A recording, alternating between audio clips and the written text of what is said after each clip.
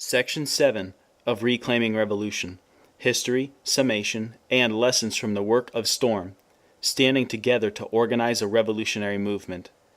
This recording is in the public domain. Recorded by the Progressing America Project. Reclaiming Revolution, Section 7, 1998 to 1999, Rolling. Despite these new challenges, Storm is entering one of its most active and productive periods. From the end of 1998 through nearly all of 1999, Storm emerged as a centrally important formation in the Bay Area left. Our members played leading and supporting roles in several critical struggles that broke out during this time period. Our own organizational work was moving forward. We were engaged in more systematic study than ever before, and we were bringing in more members. Storm's crisis response work. The fight to free Mumia. Storm saw political prisoner Mumia Abu-Jamal as an important voice of resistance and truth for communities of color. We considered the fight to bring him home from Pennsylvania's death row crucial, and we were concerned about the absence of people of color from this movement. We were also worried by the lack of strategic thinking and direct action in this fight. In response, we created the People of Color Task Force to Free Mumia, POCTF. POCTF was an organization designed to engage young people of color in the fight to free Mumia.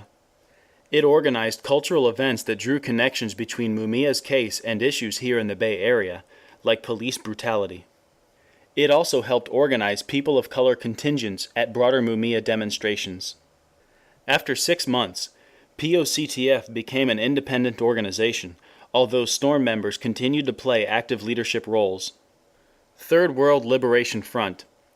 At UC Berkeley, the Third World Liberation Front, TWLF, emerged in April of 1999 in response to the administration's efforts to dismantle the school's ethnic studies department. One Storm member, who was a student at the time, played a leading role in the fight. When the fight escalated into an 8-day hunger strike, other Storm members played active support roles and offered legal support. Fighting the corporate takeover of KPFA. Berkeley-based KPFA Radio had been a critical left resource for news and information in the Bay Area since the 1960s. In 1999, the corporate-led Pacifica board tried to shut the radio station down. A broad fight emerged to save KPFA. Storm played an important role in that campaign. We added militancy and people of color-led street tactics to the wider white mobilizations. The campaign was victorious, stopping the Pacifica board from selling the radio frequency. In the fight, the younger people of color forces secured Hard Knock Radio, a drive-time radio show produced by and for youth of color. In 1998 and 1999, Storm participated, often by invitation, in some of the most important struggles in the Bay Area. In all of these mobilizations, we made important contributions, particularly around the importance of direct action, street protest, and people of color participation and leadership. But we also made errors. For example, Storm's confusing relationship with POCTF led to tensions with some POCTF leaders. This would become a recurring dynamic for the group. After the TWLF hunger strike, some student activists criticized Storm, saying some of our members dominated leadership roles. At the root of many of these errors was our own ambivalence and confusion as to what kind of relationships between Storm and other activist groups we thought were appropriate and desirable. Increasingly, Storm members became uneasy about the amount of resources we put into such crisis response work. Trying to be strategic, Storm's work groups. Storm's deliberate work, done through our work groups, developed at a rapid pace. This was especially true of RIME. With the introduction of Proposition 21, a racist, statewide ballot initiative dismantling the juvenile justice system and throwing minors into adult courts and prisons, the entire youth and student movement kicked into high gear. RIME was no exception. RIME was one of several important groups working to coordinate an impressive set of direct actions and mobilizations that inspired young people across the country. Members of RIME helped to build the Critical Resistance Youth Task Force, later to become the Youth Force Coalition, the People of Color Task Force to Free Mumia, SOUL, a training center for youth organizers, Third Eye Movement, and YACIN, a youth organization at Oakland's Castlemont High School. Meanwhile, work engaged in an intensive study of the role of organized labor in past revolutionary movements. Work met with Power to talk about building a stronger relationship between Power and Storm. The Theory Development Work Group developed a thorough assessment of Storm's theoretical strengths and weaknesses, and organized a panel at the Critical Resistance Conference in Berkeley. The Culture and Propaganda Work Group engaged in a study of the role of cultural work in the revolutionary movement. They studied Cabral, Mao, Gramsci, Fanon, and others.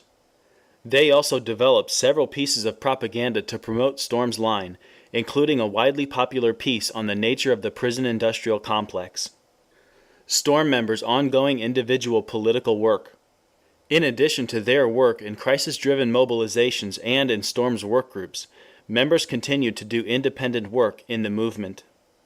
As individuals, we remained active in the organizations to which we had belonged before we joined Storm. Most of us were more than full-time staff members at radical nonprofit organizations. We did additional movement work at nights and on the weekends, our free time. This frenetic pace was most extreme for the Corps. Collectively, the Corps was responsible for Storm's internal functioning and the development of general members as leaders and revolutionaries.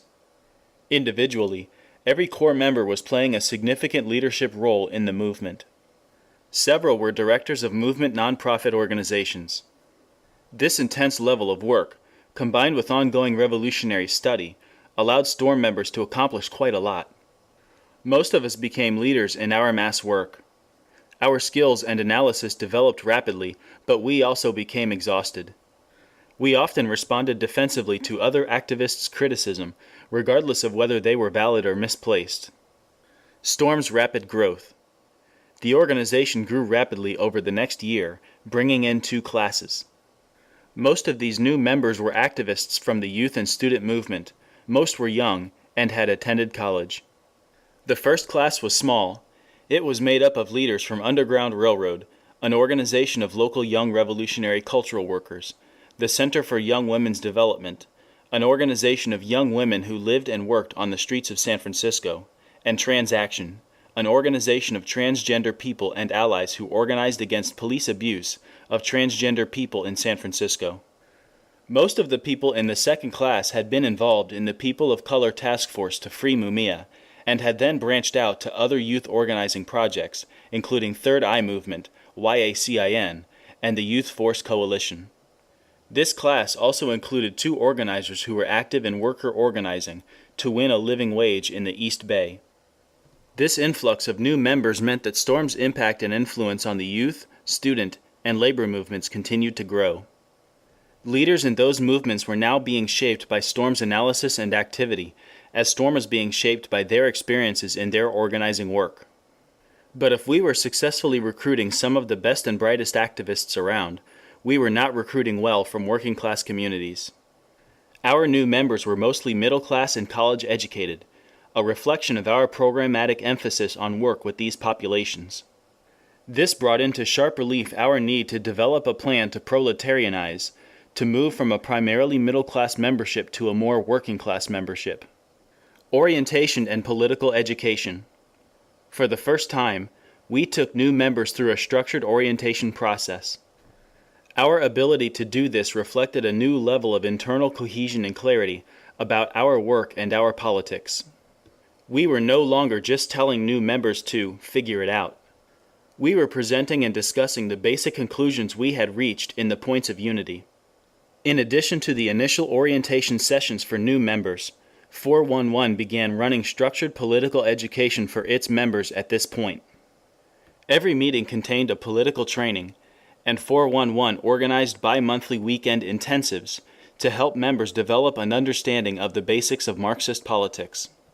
In its first year, 411 trained members on capitalism and wage exploitation, the state and revolution, imperialism, and the Revolutionary Party.